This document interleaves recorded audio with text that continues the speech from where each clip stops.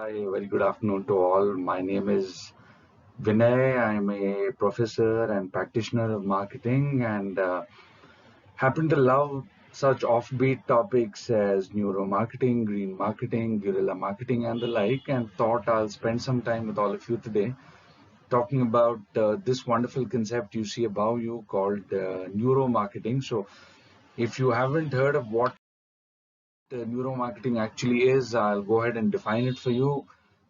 Like every unique marketing concept, there are definitely some controversies. So I'll explain that. I'll show you some case studies of neuromarketing, some takeaways, and how neuromarketing's applications also have a downside to it. So when you go ahead and define neuromarketing, it's basically measuring the brain's responses to certain marketing ads and stimuli. So what marketers nowadays are actually trying to do is use biometrics, use certain monitoring devices that measures heart rate, measures your rate of breathing, measures your skin response. You'll be surprised. Marketers actually take a lot of decisions today based on neuroscience, based on psychology, based on the way people behave, and that behavior which drives purchase behavior, and not just the standard convention which were used up until a few years ago. So what are some of the tools which are used in neuromarketing? You have something called the electroencephalogram, where they show certain stimuli. It could be ads, could be certain videos to consumers and study their brain waves. Retail store formats are also incorporating eye tracking devices, which measures where the subject is looking. So just to give you an idea, if you are a company which manufactures, let's say, biscuits, let's say skincare creams, and you are trying to place your product for maximum conversion and sales, you've got to study as to where the consumer actually looks at. Is his attention towards the top view, to the middle shelf, to the bottom shelf? And by studying eye tracking, companies have been able to have maximum sales by ensuring optimum product placement. So that's the interesting part of it. They also do something called as fMRI, sort of like your MRI, where you scan the brain, see which areas of the brain light up based on what stimuli. So interestingly, they're looking at measuring attention levels, memory and retention levels, positive and negative emotions. How they use this data? So, what happens is, using this attention, retention, and memory, they will have a series of consumers, which could be a control group, show them these advertisements and look at which part of the ad is driving highest levels of engagement. They collect this data, and based on this data, provide it to marketing and FMCG and sales companies, which help them drive higher levels of engagement. So there is a controversy because people call neuromarketing a sort of a pseudoscience, since not much information is actually shared, and they are saying that it's purely academic, not practical. Neuromarketing clients wouldn't release data results to the public because they look at this concern that consumers have, where people say that this is a form of mind control or manipulation. You are manipulating consumers into buying stuff that they don't really need by having all this data with you. So this is like your big brother or a mind reader, where they're saying neuromarketer identifies certain key areas of the consumer's mind, certain latent needs, certain unmet requirements, and will push products down the throat of the consumer. So it's still a quite a big controversy today, where people are saying neuromarketers now have access to our unconscious mind, and neuromarketers are not just looking at adults, they're looking at children as well. Should businesses be forced to disclose this data? Should the businesses be protected from large expenditures of money towards neuromarketing? A lot of ethical concerns. But the truth is, somewhere in between that, it's not completely pseudoscience, it's not completely mind control. I do agree that it's a little morally ambiguous, it's a little complicated, because big businesses have actually marketed in a lot of harmful ways by targeting. The human brain has a primitive part of it. The human brain has a more civilized part of it. So neuromarketers for a long time have been targeting the animalistic, primitive side of our brain to sell tobacco, to sell alcohol, to sell pharmaceuticals, to sell video games. And of course, yes, sex definitely sells. To look at gambling. All these products are directed towards the primitive, more animalistic side of the brain, and that's where big businesses have been blamed for a long span of time. So if you observe today, they're doing a lot of, you could say, window washing in the form of damage control, where they're saying cigarette smoking is injurious to health, alcohol consumption is injurious to health. It's purely a window wash because as far as mankind has existed, as far as vices have existed, tobacco, alcohol, and drugs have existed, it's not like they want to reduce their sales, but all they're doing is trying to sort of window wash the harmful effects of the product by telling the consumers, hey, we're keeping you warned in advance. We're giving you that option. Whether you want to consume alcohol, you want to consume cigarettes or tobacco is left entirely up to you. But people are already addicted from decades and they're not going to leave that very easily. So the truth is very, very simple. Neuromarketing, has a lot of potential. It's going to address decision making much quickly than academic platforms. There are a lot of firms, who are not using neuromarketing, but it has a lot of potential for good because it's educating the consumer, producing better products. It looks at usability and design. It looks at social movements and it educates consumers how irrational their own decision making is.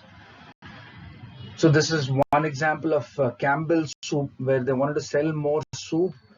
Budget conscious consumers had very little tolerance for price increase. Their goal was to increase soup sales 2%. So let's go ahead and look at how Campbell actually did that. They did a 2-year study with 1,500 subjects. They brought different teams to study each process of the decision making. They brought in different types of consumers. They got traditional consumer feedback. They did some neuromarketing techniques like studying the response of the consumer, studying their heart rate, studying their eye movements when it came to their Campbell soup cans. They put Campbell soup cans in stores, put eye tracking devices and studied their behavior. They ran biometrics. They did a deep interview process called the Zoltman metaphor elicitation techniques, where they gave across certain metaphors for soup for their products and looked at which words were striking highest engagement rates by looking at different areas of the brain. So you can see what they did was they looked at their current packaging. They changed their labeling. When they put the cream of tomato potato soup, they put a different font altogether. Campbell's changed their icon to a little bit, and you can see they removed that spoon because people thought spoon is unnecessary. You have to actually show the product. They color coded different varieties of the soup. Steam was added because they made the consumer seem like the soup is warm. Changed the design of the bowl. So you can see they did so much of work into rebranding Campbell's from a neuromarketing perspective to make the soup really successful. Coke and Pepsi did this as well. So the cola wars have been going on for as long as we can remember. 67 people had their brains scanned while they've given a blind taste test of Coke versus Pepsi. So half of the subjects chose Pepsi. Pepsi had a much stronger response than Coke in the brain's prefrontal cortex. When subjects told they were drinking Coke, suddenly they said Coke tasted better. Their brain activity changed. The prefrontal cortex, the front part of the brain, which governs cognitive powers, which governs rewards, were actually highly engaged.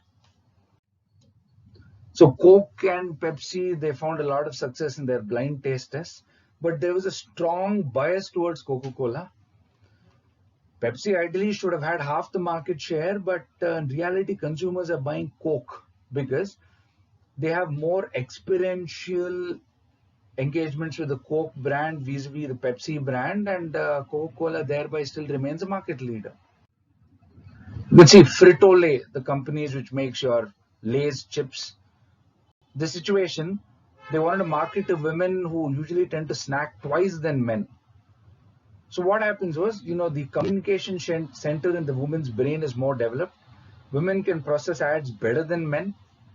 The hippocampus, the memory center, the emotional center was much larger in women, and thereby they were, looking at engaging them, and what they started to do is look very carefully at their packaging and their ads in order to sort of stimulate feelings of need, to eliminate feelings of guilt.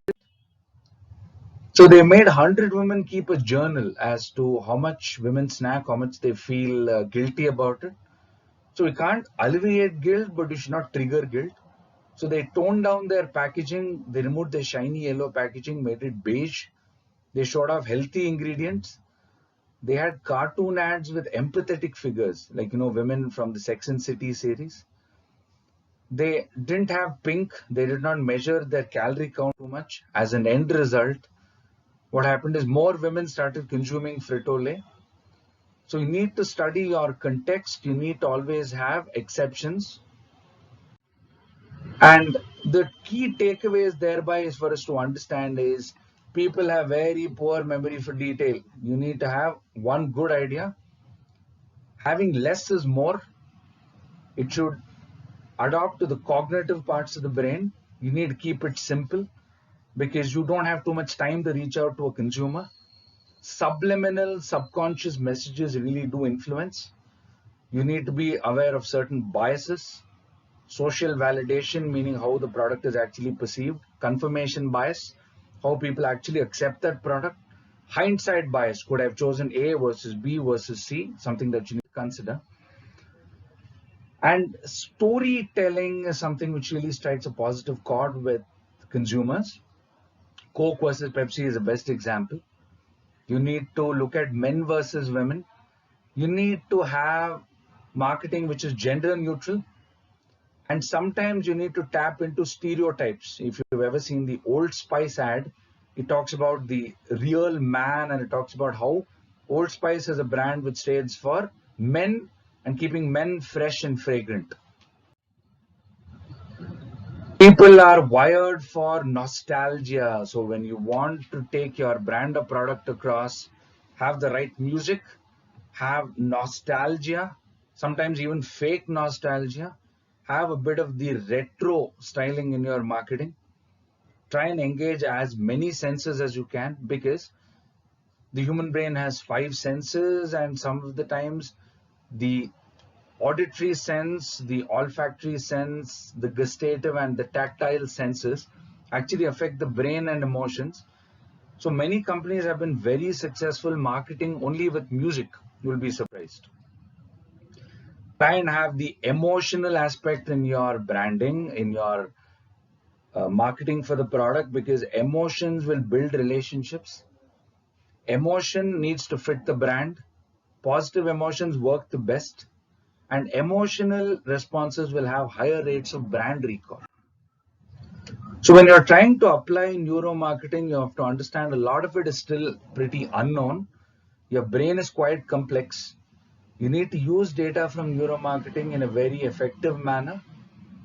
Neuromarketing has been sort of done to enhance levels of engagement. So that is your ultimate benchmark. So I just thought I'll spend some time with you. This is one company whose content I was able to take, called Verilance and Bidwell. So these guys have been doing neuromarketing for us for a very long time, working with the New England College and using the best of academia and practicality to provide insights to companies. So if you like this video, please do comment on it. Please do share amongst your friends and people that are genuinely interested in marketing. Thanks a ton. Have a great day ahead of you.